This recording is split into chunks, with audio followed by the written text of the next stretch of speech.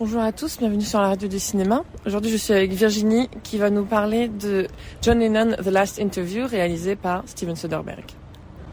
Eh bien écoutez, c'était assez étonnant. Donc en fait un documentaire plutôt qu'un film sur la dernière interview qu'a donné John Lennon et sa femme, en l'occurrence Yoko Ono, juste avant son assassinat, parce qu'en sortant de l'interview, John Lennon a pris 2 balles dans le dos. Ouais.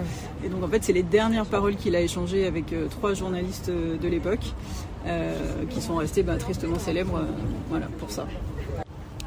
Et alors de quoi ont-ils parlé pendant cette dernière interview ?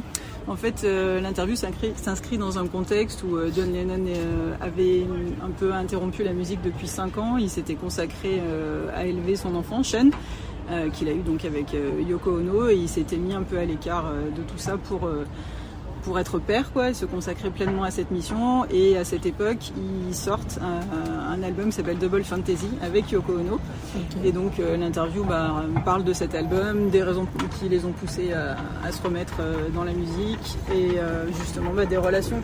En fait, il y a un album qui parle surtout des relations entre les hommes et les femmes, donc leur quotidien, des difficultés de ces relations, de son investissement aussi auprès de son enfant, et puis du fait d'être toujours positif, même s'il y a des choses difficiles qui surviennent dans la vie, de rester positif. John Lennon était connu pour prêcher la paix, l'amour. Elle était connue aussi pour prôner la paix, donc c'était un couple quand même assez mythique. Et il raconte tout ça dans ce documentaire qui est basé sur beaucoup de photos.